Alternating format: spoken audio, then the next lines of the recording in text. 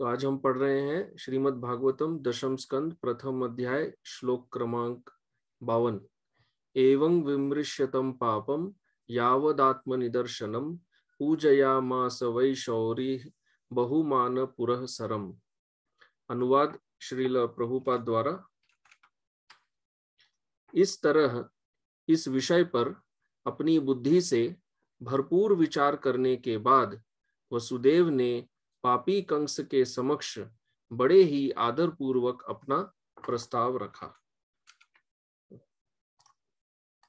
तो इस श्लोक में श्रील प्रभुपाद का तात्पर्य नहीं है,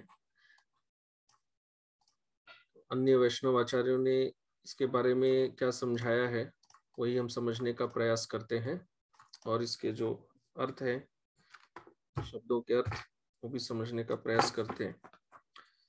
तो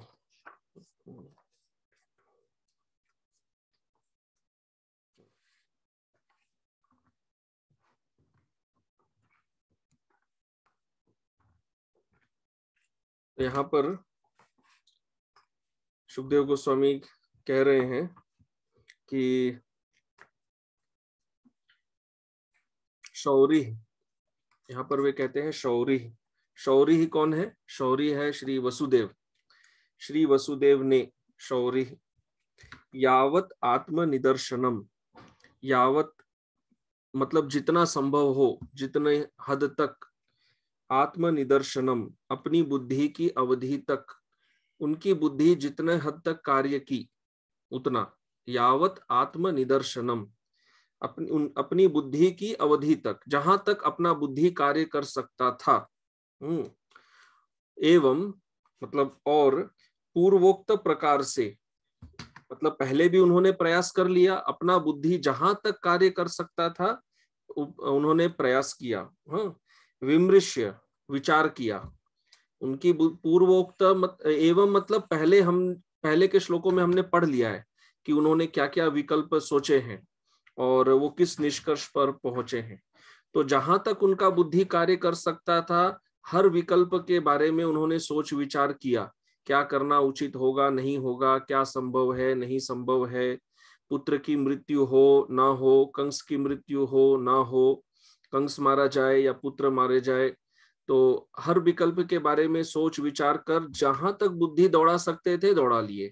यावत आत्म निदर्शनम, एवं वो हमने पहले पढ़ लिया। विमृश्य इस प्रकार उन्होंने सोच विचार कर लिया। तम पापम, तम पापम, तम मतलब वह पापी व्यक्ति, वह कौन है? कंस। उस पापी कंस को इन्होंने, वसुदेव जी ने क्या कहा, क्या किया? बहुमान, बहुत मान सम्मान उसको दिया। बहुत मान सम्मान देते हुए, बहुमान पुरः सरम, अत्यंत मान सम्मान देते हुए, मतलब आदर पूर्वक, आदर प्रदान करते हुए वसुदेव जी ने क्या किया? वही पूजयामास, पूजयामास मतलब उसके स्तुति वगैरह के द्वारा उसको सम्मानित किया। हाँ, उसको बहुत मान सम्मान दिया और पूजा अर्थात उसका स्तुति गान करना वगैरह, इस तरह से उसको बढ़ा चढ़ा के सब कहा, उसका स्तुति सम्मान वगैरह करते हुए। ये सब वसुदेव जी ने कंस के लिए किया। क्यों? क्योंकि कंस के साथ जूझने का और कोई तरीका ही नहीं है, और कोई उपाय नहीं है। हर प्रकार का उपाय उन्होंने देख लिया है करके, और कोई उपाय नहीं है। कंस के साथ अभी वो लड़ नहीं सकते। यदि वसुदेव अपना क्षत्रिय अहंकार यहाँ पर दिखाएं तो बहुत समस्या हो जाएगा। कंस से यहाँ पे वो लड़ नहीं सकते हैं। तो कंस का बाह्य रूप से वो स्तुति सम्मान वगैरह करने लगे। जहां तक उनका बुद्धि दौड़ सकता है वहां तक उन्होंने दौड़ा के सोच विचार कर लिया था। तो यहाँ पर महत्वपूर्ण बात यह है कि वसुदेव जी ये जो बहुत मान सम्मान कंस को दे रहे हैं, यहाँ पर लिखा है पूजा मान, बहुत बहुत उन्होंने जो दिया, ये केवल बाह्य था। ये वास्तविक नहीं था, ये केवल बाह्य था। भले ही कंस बहुत बड़ा पापी है, लेकिन क्या होता है, आपने हिंदी में सुना होगा, जरूरत पड़ने पर गधे को भी बाप बनाना पड़ता है। तो यहाँ पर उनके पास और कोई उपाय नहीं था, तो कंस को बाह्य रूप से वो बहुत सम्मानित कर रहे थे। ये केवल बाह्य था, आंतरिक नहीं था। ये बात महत्वपूर्ण है।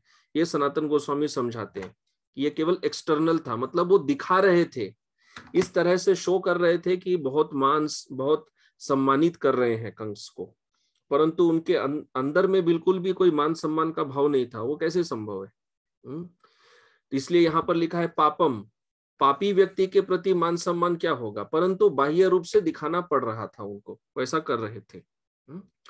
तो जीव गोस्वामी इसमें एक और बात ये कहते हैं कि वसुदेव कितने महान है कि इतनी कठिन परिस्थिति जिसमें कोई भी व्यक्ति, बड़ा से बड़ा व्यक्ति भी जो विचलित हो जाए, इस समय भी वसुदेव जी के दिमाग में कैसे कैसे सब मतलब विकल्प आ रहे हैं और कैसे कैसे सब आइडिया वो सोच रहे हैं।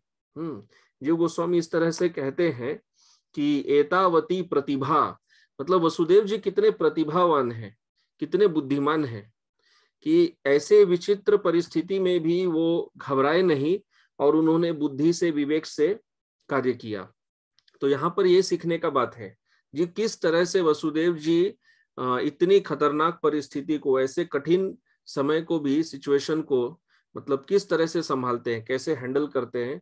वो घबरा के कोई गलत कदम नहीं उठाते, धीरे धीरे पहले समझा बुझा के प्रयास किया, फिर थोड़ा भय भी दिखाया, और अब अंततः वो एक निष्कर्ष पर पहुंच रहे हैं।